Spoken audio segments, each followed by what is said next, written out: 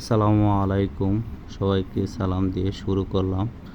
আজকে আমি আপনাদেরকে একটা এসিবি 6300 এম্পিয়ার এসিবির তিনটে প্রোডাক্ট নিয়ে হাজির হলাম। যে একটা এসিবি কিভাবে খোলা হচ্ছে আপনারা দেখতেই পাচ্ছেন যে একটা এসিবি খোলা হচ্ছে। এখানে যে জিনিসগুলো আমরা চেঞ্জ করছি বা এখানে একটা জিনিস সমস্যা হয়েছিল সেটা হলো আন্ডার ভোল্টেজ কয়েলটা সমস্যা ছিল, কারণ এটা ভোল্টেজ আপ ডাউন করার কারণে আমার এই আন্ডার ভোল্টেজ রিলে কয়েলটা সমস্যার কারণে এটা চেঞ্জ করা হয়েছে, সেটা নষ্ট হয়ে গিয়েছিল। এখানে দেখতে পাচ্ছেন এখন যে কাজটা করতেছে, এই যে এখন যেটা দিলাম এটা হলো আন্ডার ভোল্টেজ কয়েল, এটা আমাদের সমস্যা ছিল। আর সাইডে যে দুইটি দেখতে পাচ্ছেন সেটি হলো শান্ট টিপিং কয়েল, আরেকটি হলো অপারেটিং কয়েল। এখন যে জিনিসটা ওই যে হাত দিয়ে ধরেছি সেটা হলো অপারেটিং কয়েল। এখন যেটা খুললাম লাস্টে সেটা হলো শান্ট টিপিং কয়েল, যেটা এখন সর্বপ্রথম বসাচ্ছি।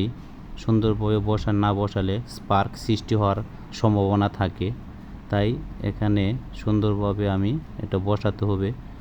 আর উপরে যে একটা পাত দেখতে পাচ্ছেন সেটি হলো, এটা প্রতিটা কয়েলের উপরে একটি নির্দিষ্ট উপর দিকে ছোট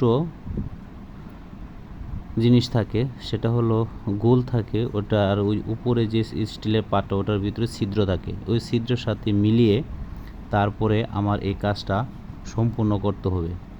তারপরে এই নাট বোল্টগুলো সুন্দরভাবে টাইট করে দিতে হবে যাতে এখানে কোনো লুজ কানেকশন না থাকে। যদি লুজ কানেকশন থাকে তাহলে এখানে স্পার্কের সৃষ্টি হবে। স্পার্ক সৃষ্টি হলে এখানে কয়েলগুলো পুড়ে যেতে পারবে এবং বড় ধরনের ক্ষতি হয়ে সম্মুখীন হতে পারি। তাই এখানে এখন যেটা এই যে আমি যে তিনটি কয়েল এখানে স্থাপন করলাম সেই কানেকশনগুলো আমার দিতে হবে। এই যে উপরে যে এই জিনিসগুলো খুলতেছি এগুলো প্রতিটা কানেক্টর, এই কানেক্টরের মাধ্যমে আমি এই তিনটি কয়েল সংযুক্ত করব। এটি খুলে নিলাম আমার কাজের সুবিধার্থে। এখন এগুলোর প্রতিটা কানেকশন এই সাইডে যে এই বোল্টটা খুলে নিলাম, খোলার কারণে আমার সহজ হয়ে যাবে এগুলো স্থাপন করার জন্য। এখানে যদি লুজ কানেকশন চলে আপনারা বুঝে নিত, ইলেকট্রিক সাইডে কোনো লুজ কানেকশন থাকলে ওইখান থেকে স্পার্ক সৃষ্টি হয়, ওখানে আগুন ধরার সম্ভাবনা থাকে। এখন এই পার্কগুলো আমি সুন্দরভাবে এখানে সাজিয়ে রাখবো, তারপরে এগুলো কানেকশন করে দিব। কারণ একটি এসিবি 6300 এম্পিয়ার এসিবি। এখন আমি এই নাট বোল্টগুলো আবার সুন্দরভাবে টাইট দিয়ে দিচ্ছি যাতে কোনো সমস্যা না হয়।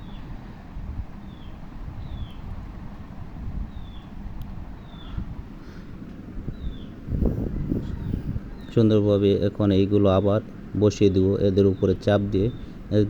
এইগুলো সাধারণত স্পার্ক থাকে।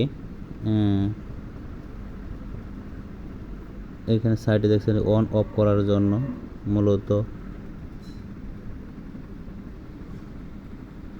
টিপিং কয়েল বসানো হয়। আর এই টিপিং কয়েল ছাড়াও আমরা এই একটি এসিবিকে চালাইতে পারবো। এখন আমি এটা লাগিয়ে দিচ্ছি, কারণ সুন্দরভাবে লাগিয়ে দেওয়ার পরে আমরা এই এসিবিটা পুনরায় চালু করব। আপনারা দেখতে পারলেন এসিবিটা চালু করব, আপনারা সুন্দরভাবে দেখলেন। সবাইকে অসংখ্য ধন্যবাদ। আসসালামু আলাইকুম ওয়া রাহমাতুল্লাহি ওয়া বারাকাতুহু।